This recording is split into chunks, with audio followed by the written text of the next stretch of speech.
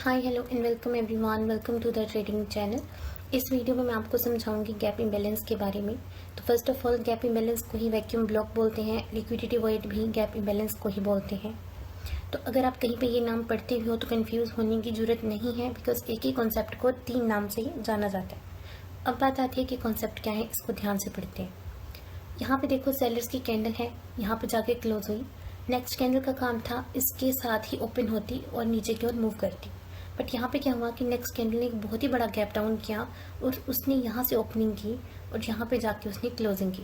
तो इसमें एक बहुत ही एबनॉर्मल चीज़ हुई है कि इसमें एक बहुत बड़ा गैप क्रिएट हो गया है। इस गैप को हम बोलेंगे गैप इम्बैलेंस।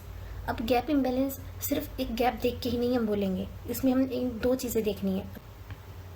इस कैंडल को देखो, हमने इसके लो को मार्क करना है और सेकंड कैंडल के हमने हाई को मार्क करना है। जब इन 2 विक्स के बीच में कोई गैप ना हो तब जाके हम इसे गैप इम्बैलेंस बोलेंगे। मींस आपने ये मिस्टेक नहीं करनी है कि इस गैप को देखकर आप इसको पूरा ही ले लो, इसे पूरा नहीं लेना है, ठीक है। इसको हमने सिर्फ विक टू विक का गैप हमने देखना है, उसे हम बोलेंगे गैप इम्बैलेंस।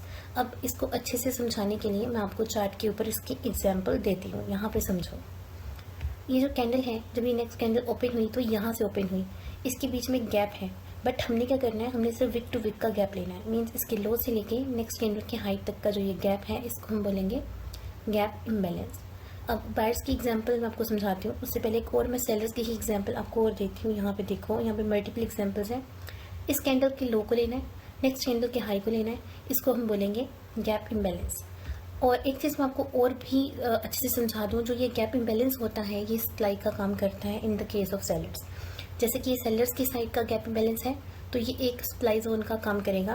दैट्स वाई यहाँ से शार्प यहाँ पे सेलिंग आपको देखने को मिली है। ओके, इसके अलावा एक और गैप इम्बैलेंस यहाँ पे हम मार्क करते हैं। इसके लो को लेना है, सेकंड कैंडल के हाई को लेना है, इसे हम बोलेंगे गैप इम्बैलेंस। अब बात आती है कि बायर्स की साइड का भी कोई हम यहाँ पे गैप इम्बैलेंस मार्क करते हैं। तो यहाँ पे देखो, इस कैंडल के हाई को लो, सेकंड कैंडल के लो को लो, तो ये क्या बन गया, ये बन गया आपका बायर्स के साइड का गैप इम्बैलेंस। बायर्स के साइड का जो गैप इम्बैलेंस होगा वो एज अ डिमांड जोन काम करेगा। सेलर्स की साइड का जो गैप इम्बैलेंस होगा एज अ सप्लाई जोन काम करेगा।